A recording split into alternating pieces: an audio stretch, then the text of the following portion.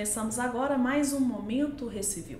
Você sabe qual a importância do seu nome para a garantia dos seus direitos e para a vida em sociedade? O nome pode ser muito mais importante do que a gente imagina. E para falar sobre esse assunto, nós recebemos a advogada do Recivil, Isabela Rezende. Boa noite, Isabela. Boa noite, Renata. Obrigada por estar aqui mais uma vez respondendo as nossas perguntas. A gente sabe que o nome é um dos bens mais importantes que o ser humano carrega, né? Mas qual a relevância jurídica dele para a vida em sociedade?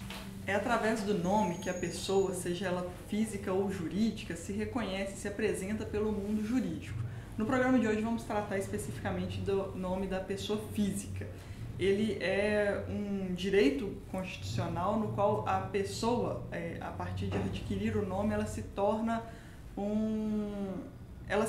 ela torna-se identificável no mundo jurídico. E a escolha desse nome, ela é livre? A gente sabe que tem alguns casos que aparecem no noticiário de nomes que não foram aceitos no cartório ou de outros nomes que são diferentes. Os pais têm essa escolha livre do nome? Exatamente, os pais não têm essa escolha livre do nome. O artigo 55 da Lei de Registros Públicos, ela veda ao registrador lavrar o registro de nomes vexatórios. Então, aqueles nomes que venham expor ao ridículo o filho registrado, ele será no primeiro momento vetado pelo registrador e se os pais ainda insistirem naquele nome, o registrador levará ao conhecimento do juiz para que assim lá seja definido se aquele nome é apto a registro ou não. A gente sabe aí, Isabela, é interessante citar isso, que existem alguns nomes que, porque essa questão de ser vexatório ou ser um nome esdrúxulo era muito difícil de se definir, o que às vezes para mim é vexatório, para você não é. Então, às vezes a gente vê casos que o pai insiste em colocar aquele nome. Então, ainda tem esse caminho aí do juiz, né? Exatamente, né? A gente não tem uma delimitação do que seria o nome correto e o incorreto para o filho, melhor ou pior. Então, paira o bom senso, antes de mais nada, para o registrador. E ali naquela primeira triagem, ele não concordando e achando, obviamente, tão meramente subjetiva a opinião dele, ele orientará os pais sobre a necessidade de dar um nome que não venha trazer maiores prejuízos para a criança no futuro e também depois na vida adulta. E mesmo assim, se os pais insistirem, ele levará ao conhecimento do juiz para que assim seja decidido se aquele nome será registrado ou não. E quanto à escolha do sobrenome, Isabela? Existe uma ordem ou os pais podem escolher, podem misturar os nomes ali? Com relação ao sobrenome, ele já tem um pouco mais de restrição com relação aos prenomes. O sobrenome, toda pessoa ela tem direito ao sobrenome da família materna e da família paterna. Não podendo, por exemplo, eu registrar meu filho com o sobrenome de um conhecido ou de um amigo. O sobrenome tem que ser da família do pai e da mãe. Lembrando que é da família e não tão somente do pai e da mãe. Então, por exemplo, a criança pode ter na composição do seu nome um sobrenome de um bisavô, de um tataravô, do avô, desde que seja possível provar, mediante documentos, aí seria pela certidão de nascimento dos ancestrais, de que aquele nome, aquele sobrenome pertence a alguém daquela família. Com relação à ordem dos sobrenomes, não há nenhuma regra. Pode vir o sobrenome do pai ou da mãe primeiro, não tem nenhuma regra com relação à utilização dos sobrenomes. E mesmo com todo esse cuidado, Isabela, a gente sabe que tem muita gente aí que não gosta do nome que tem. Tem jeito de mudar? Sim, é possível mudar.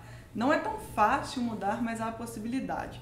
A gente tem aí uma previsão na legislação de que ao atingir a maioridade, ao completar 18 anos, a pessoa tem até um ano, tem o período de um ano, para requerer judicialmente a alteração do seu nome, do seu prenome, o primeiro nome no qual ela é conhecida.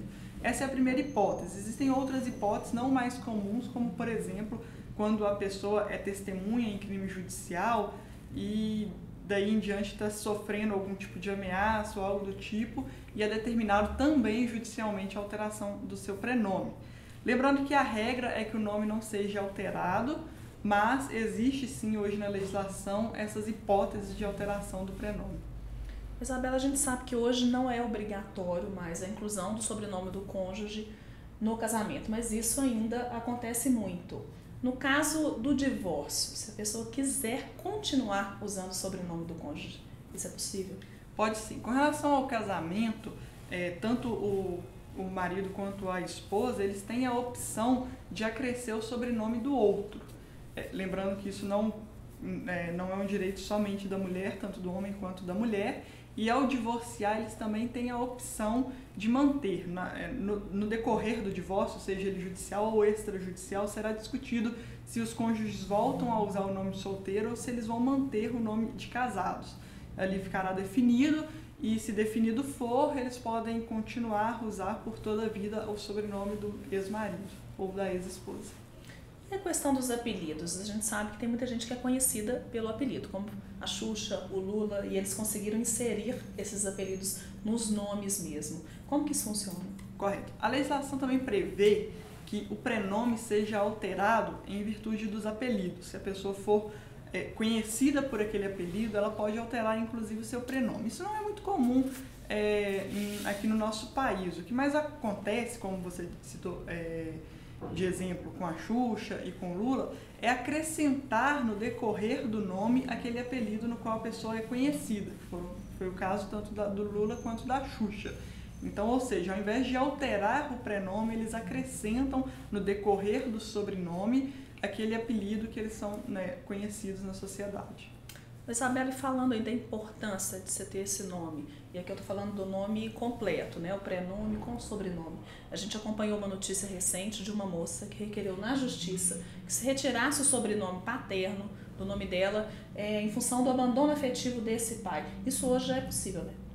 Sim, é possível. A legislação não trata disso, não tem nada que tenha legislado nesse sentido.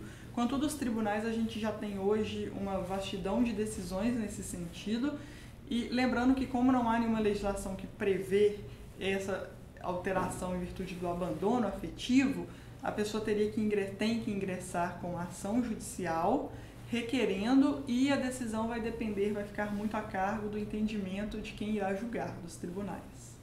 Na contramão dessa história aí, a gente também já vê casos de pessoas que querem inserir ao seu sobrenome o sobrenome do padrasto ou dos pais socioafetivos, como está se falando muito hoje. Isso também já é uma realidade. Correto, sim, já é uma realidade, e da mesma maneira como o caso anterior, a gente não tem ainda nenhuma legislação nesse sentido.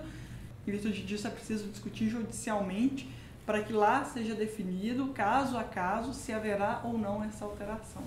Muito obrigada, viu, Isabela? Por nada.